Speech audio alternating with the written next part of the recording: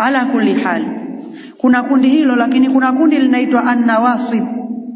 Kundi hili lenyewe kwa sababu ya chuki zao na baadhi ya ahlubaiti Rasulillah sallallahu alaihi wasallama, limefanya mwezi huu ni mwezi wa furaha kwa wao, ni mwezi wa furaha.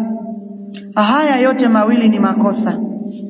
Sisi hatutakikani tuwe katika lile kundi linalofurahi eti nini, tunataka tutofautiane na Mashia.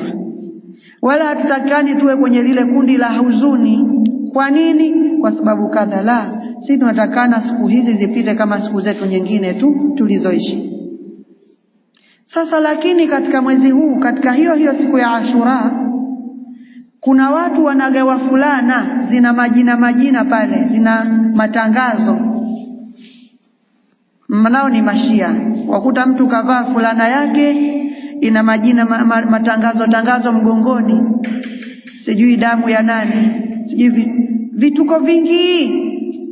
Kwa hiyo unakuta vijana hawa wengi wa bodaboda na mfano wao wanagaiwa zile fulana, wavaa fulana zenye rangi nyeusi imechanganywa na nyekundu. Nini? Anaadhimisha, anatukuza damu ya Hussein. Haifai kuvaa fulana zile, wala haifai kuzipokea kama zawadi, bali ukipewa ichome moto, kwa sababu ni kuadhimisha ukafiri wa Kishia. Lakini pia kuna watu wanagawa nyama ndani ya mwezi huu. Ukivaa ile fulana ukapita kwenye vikusanyiko vyao vile, unagaiwa kilo moja ya nyama, nusu kilo. Nini?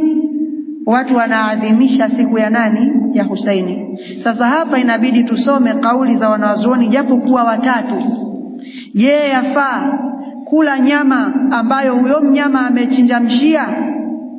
Sisi twanukuu maneno ya wanazuoni wetu. Ukikasirika ni wewe tu, kasirika kufa, lakini sisi hatutoacha kunukuu maneno ya wanazuoni rahmatullahi ta'ala alaihim, wanazuoni wa Kiislamu ambao Waislamu ndio wanazuoni wao wanaowafuata. Wanazuoni wetu wote wanakubaliana kwamba akichinja Mshia haifai kula kile alichokichinja. Akichinja Mshia haifai kula kile alichokichinja.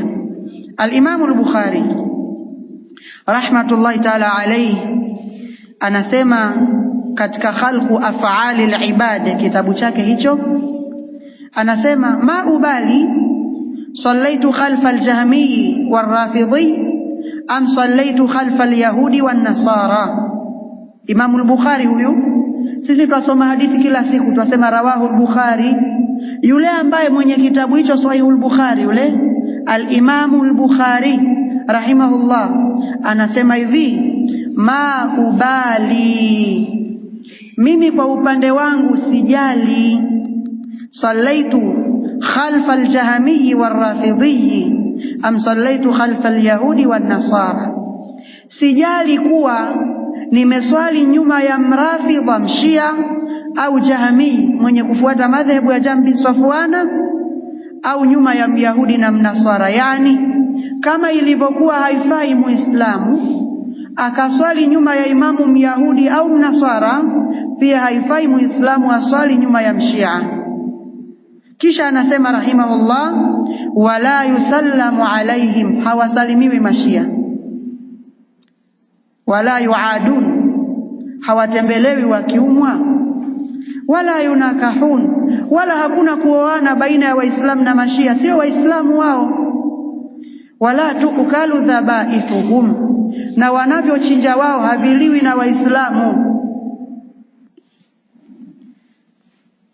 Kisha amesema al-Imamu Ahmad ibn Hanbal, al-Imam Ahmad ibn Hanbal ash-Shaybani rahimahullah ta'ala, laisatir rafidhatu min al-islami fi shay'in, Mashia hawapo kwenye Uislamu katika jambo lolote lile.